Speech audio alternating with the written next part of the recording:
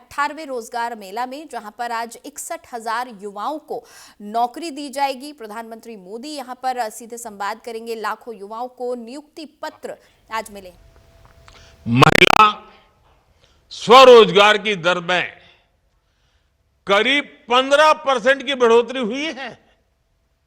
अगर मैं स्टार्टअप्स और एमएसएमईज की बात करूं तो आज बहुत बड़ी संख्या में विमेन डायरेक्टर, विमेन फाउंडर्स है। हमारा जो कोऑपरेटिव सेक्टर है, जो हमारे सेल्फ हेल्प ग्रुप्स गांवों में काम कर रहे हैं, उनमें बहुत बड़ी संख्या में महिलाएं नेतृत्व कर रही है। साथियों, आज देश रिफॉर्म एक्सप्रेस पर चल पड़ा है।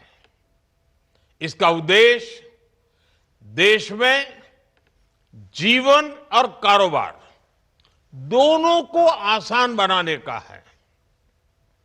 जीएसटी में नेक्स्ट जनरेशन रिफॉर्म्स का सभी को फायदा हुआ है। इससे हमारे युवा एंटरप्रेन्योर्स को लाभ हो रहा है, हमारे एमएसएमईज को फायदा हो रहा है। हाल में देश ने ऐतिहासिक लेबर रिफॉर्म्स लागू किए हैं। इससे श्रमिकों, कर्मचारियों और बिजनेस सबको फायदा होगा।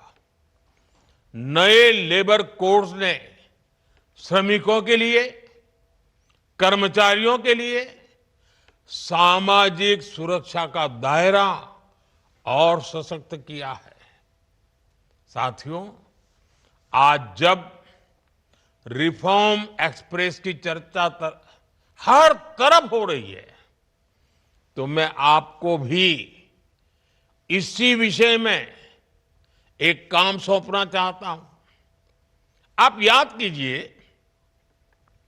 बीते 5-7 साल में कब कब आपका सरकार से किसी न किसी रूप में संपर्क हुआ है। कहीं किसी सरकारी दफ्तर में काम पड़ा हो, किसी और माध्यम से संवाद हुआ हो और आपको इसमें परेशानी हुई हो, कुछ कमी महसूस हुई हो, आपको कुछ न कुछ खटका हो।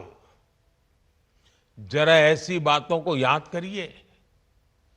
अब आपको तय करना है कि जिन बातों ने आपको परेशान किया, कभी आपके माता पिता को परेशान किया, कभी आपके यार दोस्तों को परेशान किया, और वो जो आपको अखरता था, बुरा लगता था, गुस्सा आता था, अब वो कठिनाइयां आपके अपने कार्यकाल में आप दूसरे नागरिकों को नहीं होने देंगे।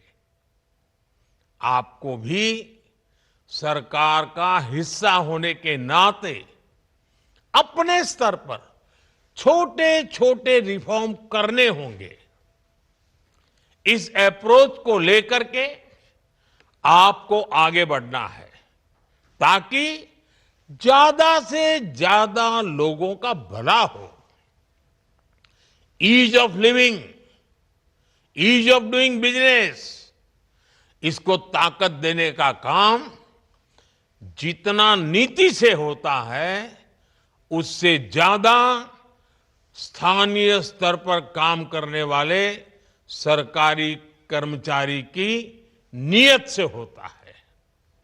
आपको एक और बात याद रखनी है। तेजी से बदलती टेक्नोलॉजी के इस दौर में देश की जरूरतें और प्राथमिकताएं भी तेजी से बदल रही है। इस तेज बदलाव के साथ आपको खुद को भी अपग्रेड करते रहना है।